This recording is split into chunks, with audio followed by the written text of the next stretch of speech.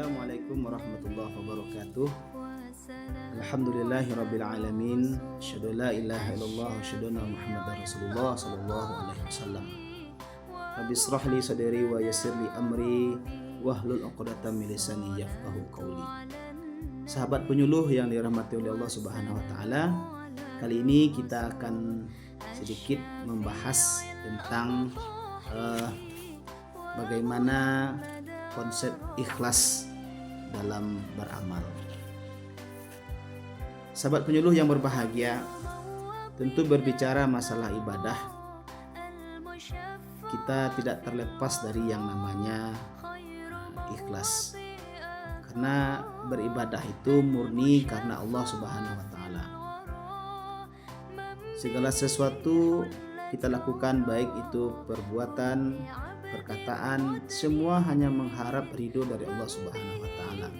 Hanya mengharapkan pahala dari Allah Subhanahu wa taala.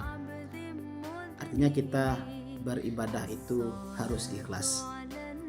Sekarang Allah Subhanahu wa taala mengatakan dalam surat Al-Bayyinah ayat 5. A'udzubillahi minasyaitonirrajim. Bismillahirrahmanirrahim. Wa ma umiru illa liya'budullaha mukhlishina lahuddin hunafa'a wa yuqimus shalah wa yu'tuz zakah dzalika dinul qayyimah.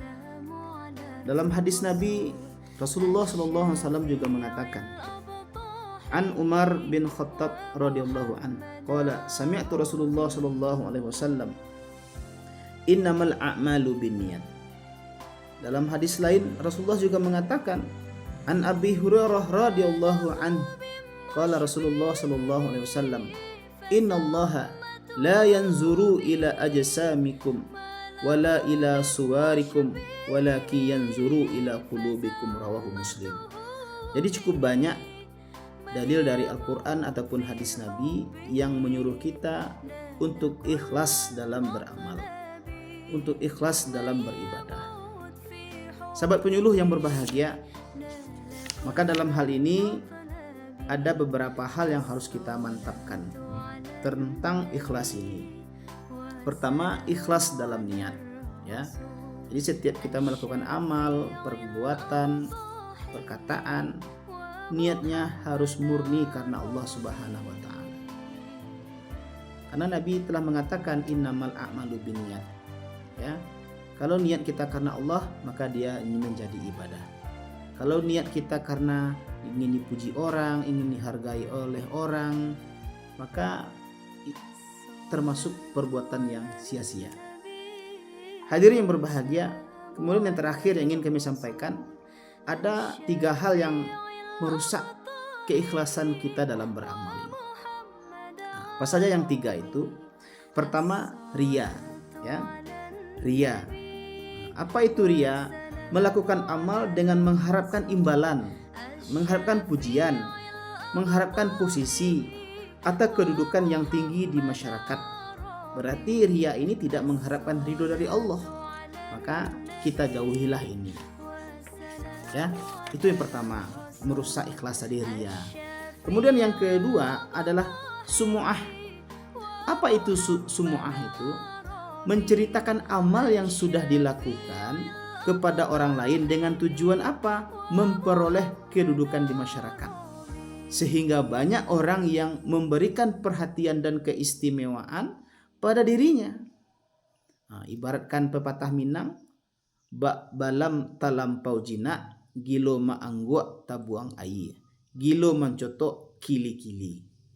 Jadi ketika kita melakukan satu amal, tidak usahlah kita ceritakan kepada orang. Kalau tujuan kita menceritakan itu ingin mendapatkan posisi, ingin mendapatkan pujian, ingin mendapatkan jabatan, itu tidak boleh. Sumu'ah namanya.